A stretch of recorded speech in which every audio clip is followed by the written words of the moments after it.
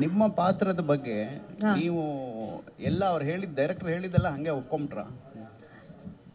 ಹೇಳ್ದಂಗೆ ಒಪ್ಕೊಂಡ್ರಿ ಅಂತ? ಹೌದು ಸರ್, ನಾನು ಮೊದಲನೇ ಸಿನಿಮಾದಿಂದ ಇಲ್ಲಿವರೆಗೂ ಅದೇ ಕೆಲಸ ಮಾಡ್ಕೊಂಡು ಬಂದಿದ್ದೀನಿ. ಅದೇ ನನ್ನ ಯಶಸ್ಸಿಗೆ ಕಾರಣ ಅಂತ ನಾನು ಅಂದ್ಕೊಳ್ತೀನಿ. ನಿರ್ದೇಶಕರು ಏನು ಹೇಳ್ತಾರೋ ಅದನ್ನ ಗೆರೆ ನಾನು ಯಾವತ್ತೂ ದಾಟಿಲ್ಲ, ದಾಟೋದು ಇಲ್ಲ ಸರ್. ಅದು ನನ್ನ ನಂಬಿಕೆ. ಹೇಳಿ ಸರ್. ಹೀಗೆ ಕೇಳೋದಕ್ಕೆ ಬೇರೆ ಏನೋ ಹಿನ್ನೆಲೆ ಇದೆ, ಅದು ನಿಮ್ಗೆ ಅರ್ಥ ಆಗಿರ್ಬೇಕು. ಅರ್ಥ ಆಗಲಿ. ನಾನು ತುಂಬ ಬ್ರಿಲಿಯಂಟ್ ಅಂತ ಅನಿಸ್ತು ಸರ್ ನನಗದು ಸನ್ನಿವೇಶ. ಹೌದು, ಯಾಕಂದರೆ ಬೇರೇನೋ ಥರ ಹೇಳಿ ಅದನ್ನು ತುಂಬ ಕ್ಲೀಶೆ ಆದಂಥ ಒಂದು ಸಿಚುವೇಶನ್ ಅದು. ಅಂದರೆ ಒಬ್ಬ ಕ್ರೂರತ್ವ ಇರುವಂಥ ಒಬ್ಬ ವ್ಯಕ್ತಿ ಒಂದು ಹೆಣ್ಣನ್ನು ಹೇಗೆಲ್ಲ ಹೀಯಾಳಿಸ್ಬೋದು, ಅದನ್ನು ಬೇರೆ ಥರ ಇದುವರೆಗೂ ನಾವು ಸಿನಿಮಾಗಳಲ್ಲಿ ನೋಡ್ಕೊಂಡು ಬಂದಿದ್ವಿ.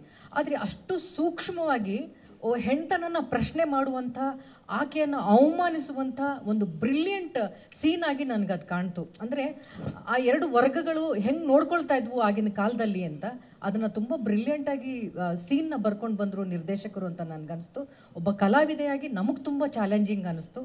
ಆ ಚಾಲೆಂಜಿಂಗ್ನ ನಾವು ತುಂಬ ಪ್ರೀತಿಯಿಂದ ತೊಗೊಂಡ್ವಿ. ತೆರೆ ಮೇಲೆ ಎಲ್ಲರೂ ಹೇಳ್ತಿದ್ದಾರೆ ಆ ಸೀನ್ ತುಂಬ ಅದ್ಭುತವಾಗಿ ಬಂದಿದೆ ಅಂತ. ಅದು ಕ್ರೆಡಿಟ್ ನಿರ್ದೇಶಕರಿಗೆ ಸೇರಬೇಕು, ರೈಟರ್ಗೆ ಸೇರ್ಬೇಕು ಸರ್.